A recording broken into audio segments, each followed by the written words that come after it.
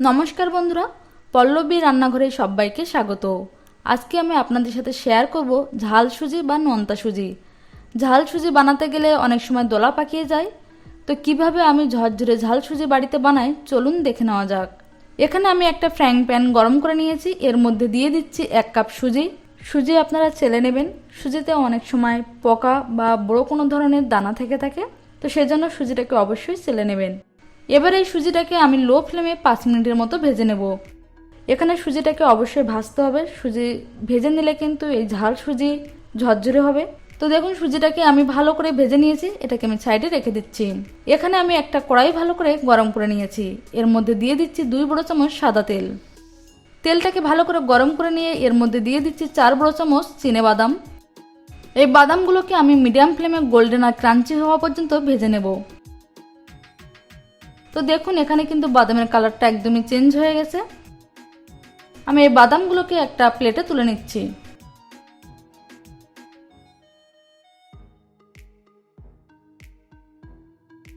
সব বাদাম আমি তুলে নিয়েছি। এই তেলের মধ্যে দিয়ে দিচ্ছি 1/4 চা চামচ গোটা সর্ষে, 1/4 চা চামচ গোটা জিরে, কয়েকটা কারি পাতা আর দিয়ে দিচ্ছি 3টে কুচনো কাঁচা লঙ্কা। এগুলোকে আমি 10 থেকে 12 সেকেন্ডের মতো ভেজে নেব। এগুলো আমি ভালো করে ভেজে নিয়েছি। এবার আমি এর মধ্যে দিয়ে দিচ্ছি একটা কুচনো পেঁয়াজ। পেঁয়াজটাকে আমি ভালো করে ভেজে নেব। পেঁয়াজের কালারটা কিন্তু চেঞ্জ করব না, পেঁয়াজ সফট হওয়া পর্যন্তই ভেজে নেব। তো দেখুন পেঁয়াজ কিন্তু সফট হয়ে গেছে। এখন আমি এর মধ্যে দিয়ে দিচ্ছি একটা কুচনো আলু আর দিয়ে দিচ্ছি সামান্য পরিমাণ লবণ। এবার সব কিছু আমি ভালো করে মিশিয়ে নিচ্ছি। গ্যাসের ফ্লেমটাকে এ সময় কিন্তু মিডিয়ামে রাখতে হবে। আলু আর পেঁয়াজটাকে খুব ভালো করে মিশিয়ে নিয়েছি। এবার আমি এটাকে ঢাকা দিয়ে মিডিয়াম ফ্লেমে 2 মিনিটের মতো হতে দেব। 2 মিনিট পরে আমি ঢাকনাটা খুলে দিচ্ছি। আমি আবারও ভালো করে মিশিয়ে নিচ্ছি। এবার আমি এর মধ্যে দিয়ে দিচ্ছি একটা কুচনো গাজর। গাজর দিয়ে আমি সব কিছু ভালো করে মিশিয়ে নিচ্ছি।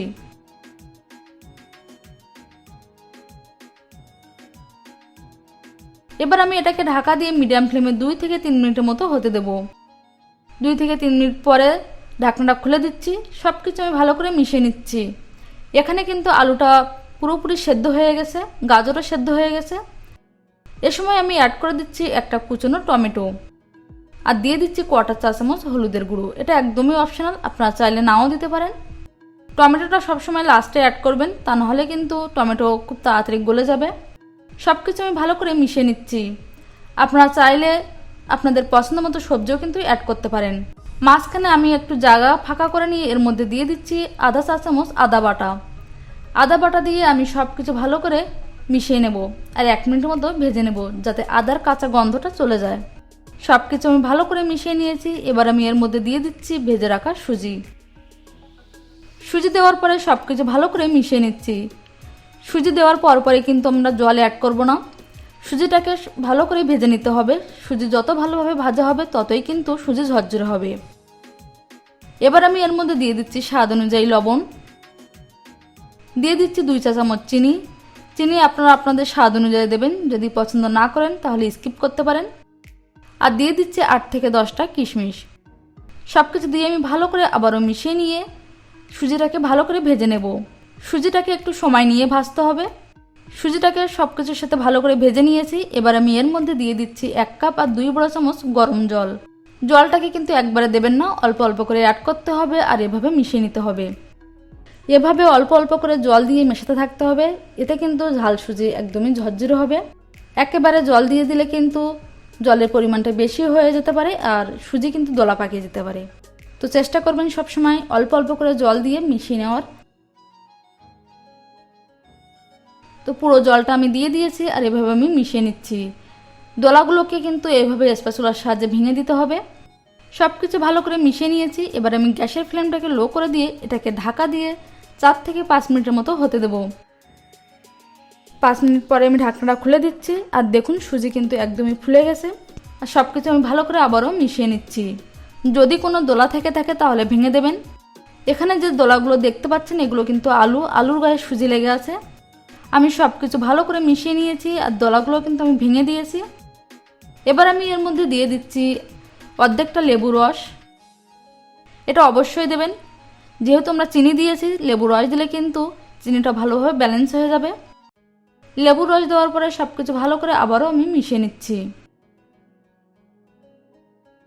ভালো করে আমি মিশিয়ে নিয়েছি। এবার আমি এর মধ্যে দিয়ে দিচ্ছি ভেজে রাখা চিনেবাদামগুলো। চিনেবাদাম দেওয়ার পরে আমি সব কিছু ভালো করে মিশিয়ে নিচ্ছি। এবার আমি গ্যাসের ফ্লেমটাকে বন্ধ করে দিয়ে এগুলো একটা প্লেটে নামিয়ে নিচ্ছি। তো দেখুন বন্ধুরা, আমাদের ঝরঝরে ঝাল সুজি কিন্তু একদমই রেডি হয়ে গেছে। যে টিপসগুলো আমি দিয়েছি এগুলো ফলো করলে কিন্তু ঝাল সুজি একদমই ঝরঝরে হবে। তো আপনার বাড়িতে এভাবে ট্রাই করুন। সকালের ব্রেকফাস্টে অথবা টিফিনেও কিন্তু আপনারা এটা বানিয়ে দিতে পারেন। খেতে কিন্তু দারুণ হয়েছে। রেসিপিটি আপনাদের কেমন লেগেছে কমেন্টস করে অবশ্যই জানাবেন। যদি ভালো লেগে থাকে লাইক করবেন, শেয়ার করবেন। আজ এ পর্যন্তই, আবার দেখা হবে নতুন কোনো রেসিপি নিয়ে। ততক্ষণ পর্যন্ত ভালো থাকবেন, সুস্থ থাকবেন। ধন্যবাদ।